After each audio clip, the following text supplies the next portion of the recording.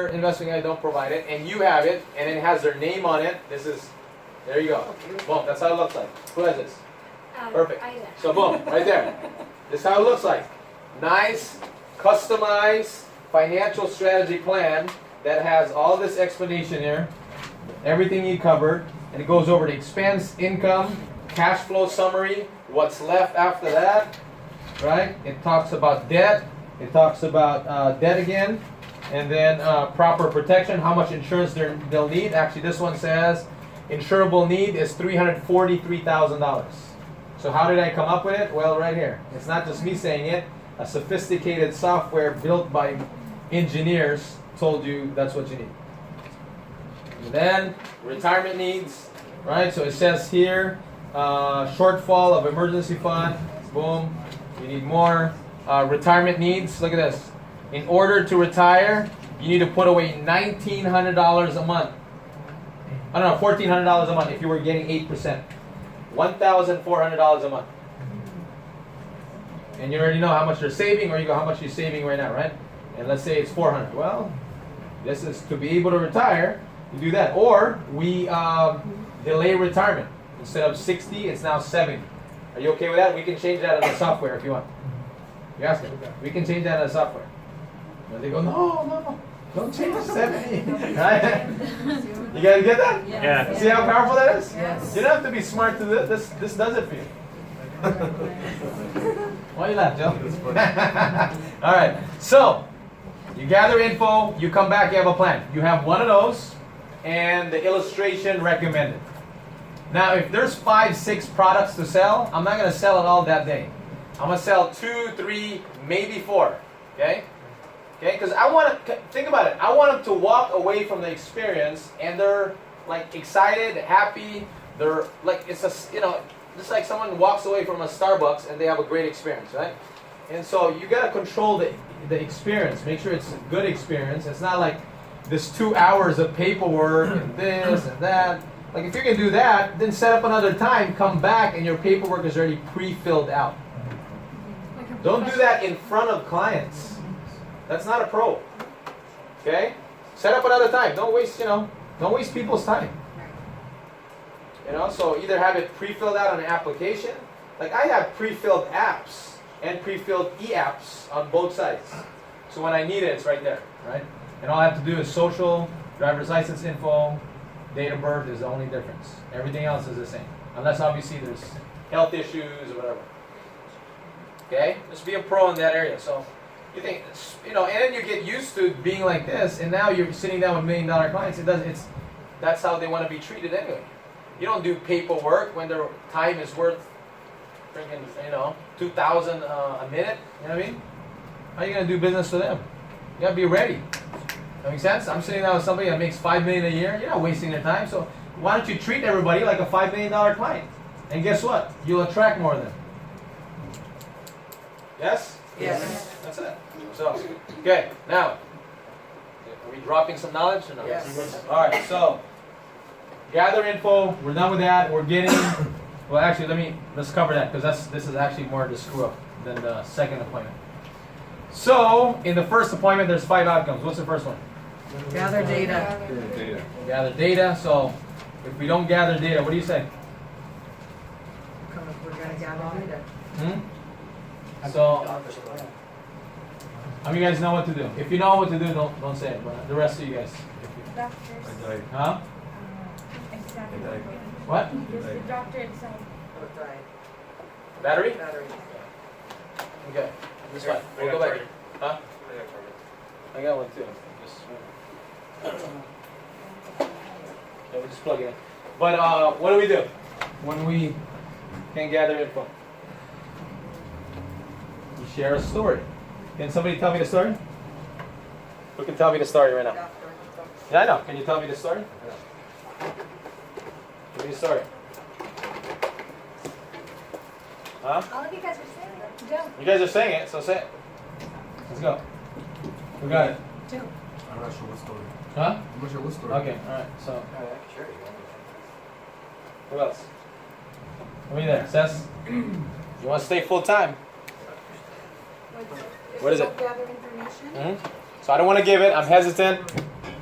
I What do you understand do? that you're hesitant, but in order for me to help you or understand where your needs are, it's like if you're going to a doctor and they ask and you tell them that your stomach hurts and the doctor doesn't ask you questions and just say, hey Cecilia, I'm just gonna, cut out your stomach to make you feel better. Are you okay with that?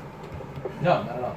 Well, then that's the same thing for me. If I don't have the proper information to help you and guide you and your family to where you need to be, how can I help you? So if we can sit down and, find out what your needs are by going through all your expenses and what your needs and what you have and your analysis, I can help you better. Okay, sounds good. All right, so thank you, Cess. So doctor and patient story. Okay, if we have more time, we'll cover some of it in detail, but I don't want to take more. We're eating up time quickly. So second one is what? Dollar amount commitment. Dollar amount commitment. Okay. All right. Let's see. Patricia, come here. Where? Yeah, come on. Come on. You're doing nothing, but all you're doing is getting a dollar amount commitment. Give it to me. Here. The pen is your friend. What am I supposed to be doing? I told you. You're going to get a dollar amount commitment from us, from the audience here. Let's go. Okay, dollar amount commitment. Okay, if you see value in what I just showed you, but you have any challenges writing a check for that amount of $200 on my next visit. No, you're getting a dollar amount commitment. Oh, So what we're do not I gotta there. do? Dollar Okay. amount. Okay, So how do you get a dollar amount from us? okay, a dollar amount from you if I did the FNA, right? And based on what you had left over, your discretionary income, I would say, and let's say you had, example, $1,000 left over. And then I ask you, what's comfortable for Now you? let me ask you this. How many people you sit down with that have 1,000 left over? Few. Few to none. Okay, 500. No, how many people have 500? No. Okay. All right, I'm gonna kick you out, Pat, but it's okay. Thank you. All right. No. The point is, that's why you need to follow the system. Okay. Okay. What do we do? Here. No. Don't talk. I want you to do it. We got it, George? Okay, come on. Not to knock on you, Pat, but we got to get to the point here on this. Okay. All right. Thank you. These are adjustments you need to make in your business. Okay. Very little, but big. So there are different types of savers and saving different types of money. And there's like 4 different types of savers. First type of saver saves 0 to 5%. And we consider them a poor saver. Next saver saves 5-10%. That would be an average saver. Then 15% good saver. 20% would be considered a great saver. Out of these groups, which type of saver do you think you are? Okay, wonderful. Thank you, George. Give it up for George. All right, so quick thing. All right, so quick thing on this, okay? Now, quick thing. Let's cover that. If I don't follow this and I do the typical, what can you save, right? Well, majority of people are not saving. We're dealing with middle America. We're not dealing with the rich or the wealthy or any of that. We're dealing with middle America. So majority, the reason we cover this, because there's one thing they need to learn as soon as we walk out from their house, and including you, I'm talking to, is if they don't have the ability to pay themselves first, they will never, and you can say this in your appointment, this is like some of the things you'd be saying, they will, and you can say they instead of you, right? Right? The people I sit down with, you see this? The people I sit down with that don't get this, that never pay themselves first, will never, I'll pause, ever become financially independent. How's that for some disturbing thing, yeah? You need to. Because unless you knock some sense and make them think, everything will stay the same. So if the next 5 years again is the same as the last 5, would you be satisfied? No. Well, what are you going to do about it? Right there. That's what you're going to do about it. You're going to change some habits because that's the killer. All right, now, and again, if I can't, for some reason, I still can't get a dollar amount commitment, what do we go over? The richest man in Babylon. Yeah, but what's that? Cut down costs. Cut down costs. Yeah. If I put a Ferrari outside, they'll figure out how to get the money right away. If I sold it for $1,000 to you, yes? Yes. Almost everyone here would figure out how to get the $1,000, even if you're negative bank account. If you have a negative bank account, yes? Yes. Yeah. So it's never the cost thing; it's the value. Yes.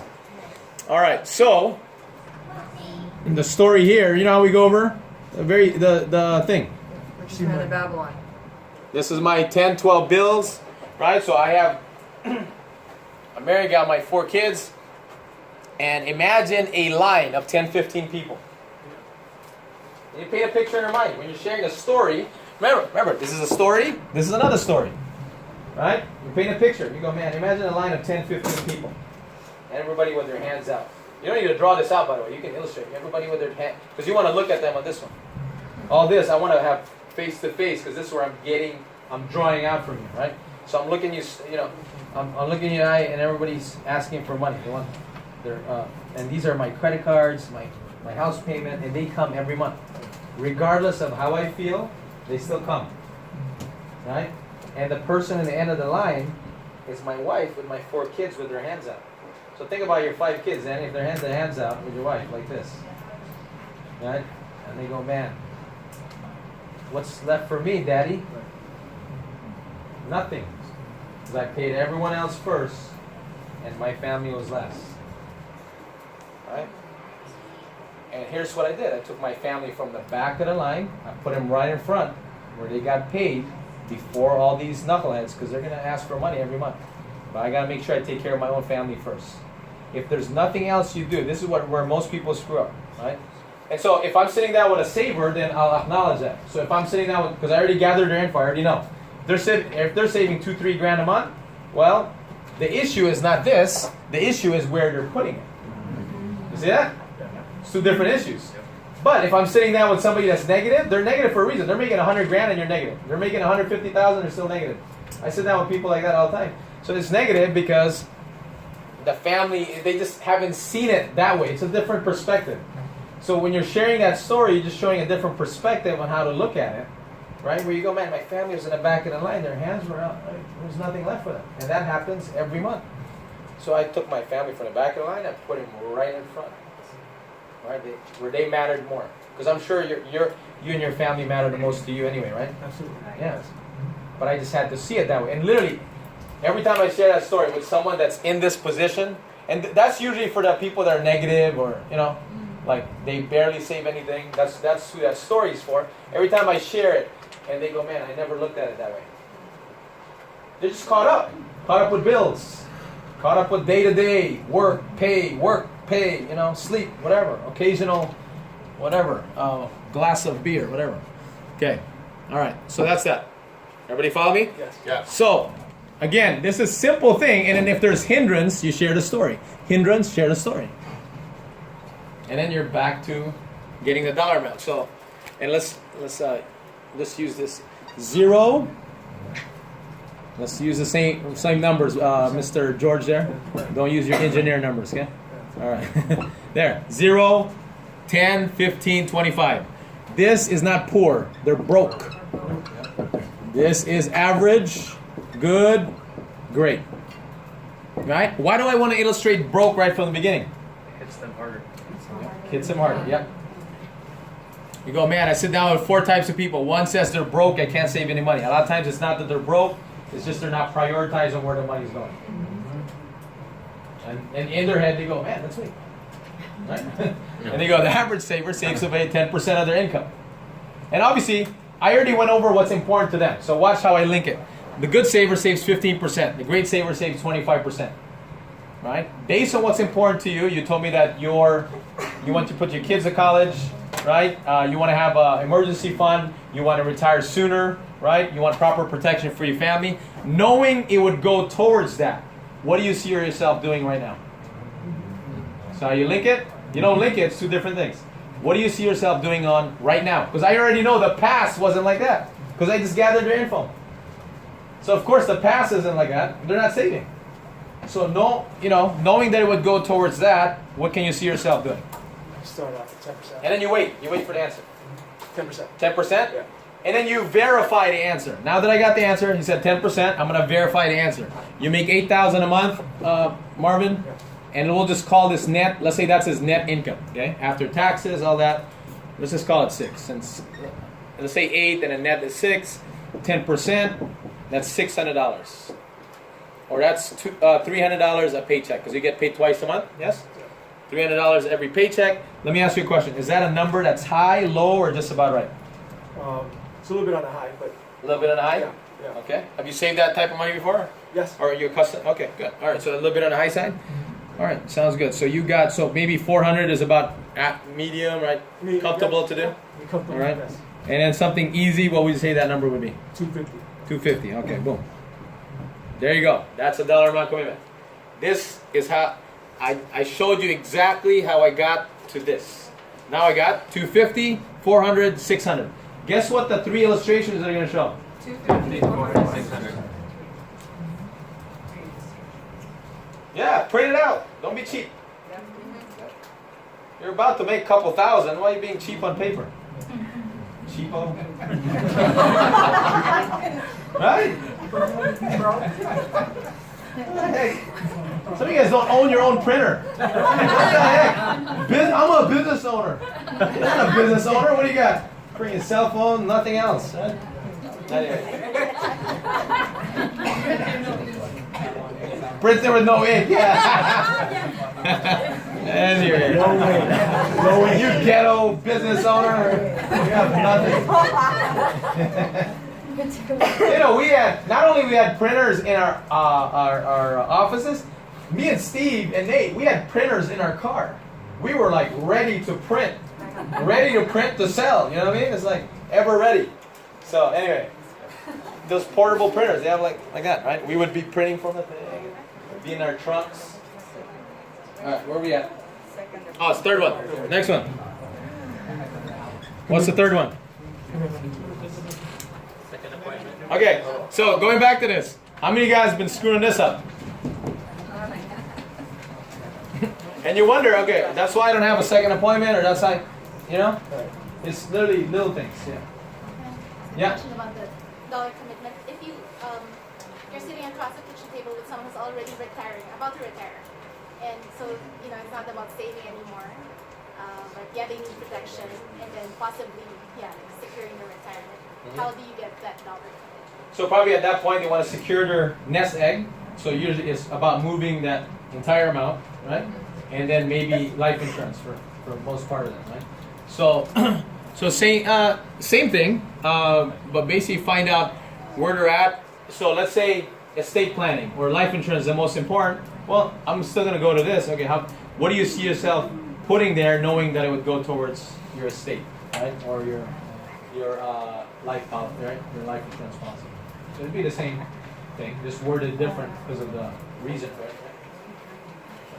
Yes, Blanca. What about if a person tell you I have $100 to put a stand?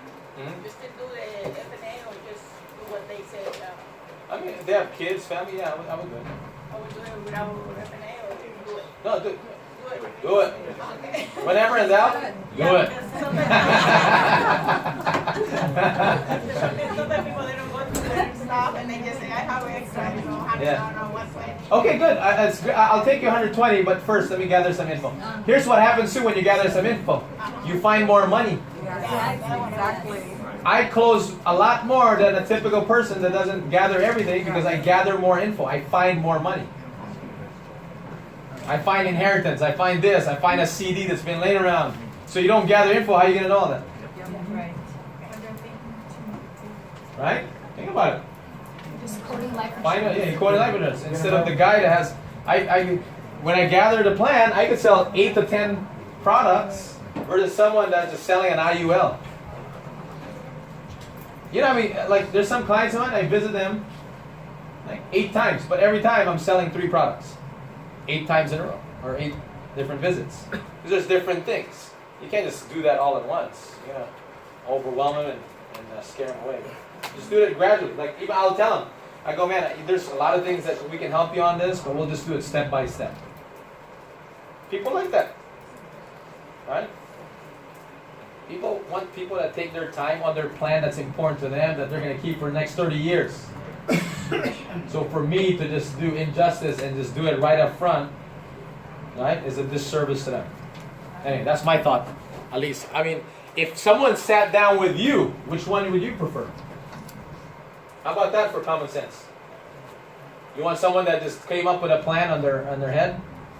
Or someone that took their time and did it? So why would you do it to others? I guess tomorrow I'm going to go to an appointment where 2 months ago, I visited a family that was heavily in debt, right? And so Tony from Debt America set them up, and they went on a plan. They're 2 months into it. They're saving $800 a month now. So they finally set up they finally agreed to doing the second FNA, and I know coming in, they got $800 that they can save. You know, and so it holds them accountable, going, hey man, I just saved you $800. What the heck are you doing with that $800 now? Right. Usually, they'll find something else to spend it on. Am I right? Right. And so now we're gonna try to, you know, I got a plan coming in, knowing, hey, I can put this in there. You guys got nothing, blah blah blah, and you know, and so I got armament to come in. So it's a lot different than just coming in and saying, oh, I hope I'm gonna. And sometimes you don't need to just paint a bright future. Yeah. You go, man, you want to be in back in that same position where you're back in debt again. Right. Maybe that's you know, 'cause some people, They'll find a way. yeah, they'll find a way to get back in debt. You know, so you're there to paint a picture before it happens. So, all right, number 3. What is it? All right, whatever. Commitment to do. Okay, this is simple. This is just a couple questions you ask before you leave. So it's not like so Marvin, Audrey, when I come back, I have the plan together, and it's superior to your current plan, and you would be the sole judge of that. You guys would be the judge of that. It wouldn't be me. You guys would be the judge of that. Would there any reason why you wouldn't do business with me? Okay. So if the plan makes sense, right? I'm going to base it on this dollar amount commitment you mentioned to me. It might be $250, $400, $600, whatever you pick, right? And it makes sense to you. Do you have a challenge writing a check for whatever plan you pick at that point? No, if this was in that, absolutely not. Okay, great. So boom. So now I know I'm not. When I come back, they're a serious candidate to do business. Hey, what if they say no? Well, I'm not coming back. It's simple. I'm not doing the homework. I'm not doing illustration. I'm not tracking business. Right? Which I would have probably figured out way before all this that they're not interested. I mean, probably I would have cut this way back then, right? Not go through all of this. So, but if they're not interested, they're not interested. I mean, what are you gonna do? You got again, if they say no or I want to wait till I see, right? The point is, you ask, right? You solicit commitment from people, right? You want commitment from people because you're going to do the work. So you're going to let them know. I'm going to do my part. I'm going to do some homework. I might even consult several experts in the office to put this together. So there's going to be time, energy, like put into this, and we're going to come back with a great plan. And you're going to be excited about it. You're going to be, in fact, you're going to be blown away. But based on what I see here, there's a lot we can do. You're going to see. You're going to see night and day, man. It's going to be good.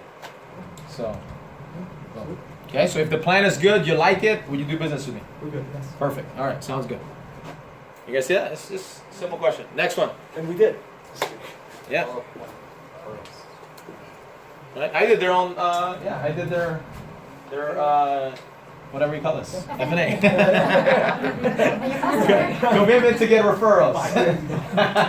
Commitment to get referrals, right? So when I come back, you like the plan, right? You got what I ask. You know, we usually the typical industry charges $500 to $1,500 just to sit down with people. In lieu of charging, what we ask is that you send us to 5, maybe 10 people you care about that can benefit the same way, right? And we'll share the same information we shared with you with them. Right, and have you had a good experience so far with our sit down here today? Sure. Yeah. Okay. All right. Sounds good. So, and I'm sure you don't want to retire alone, right? No. Right. Retire with some friends with you, right? So, all right. Good. So, that's that. I'm missing one. Yes, I am.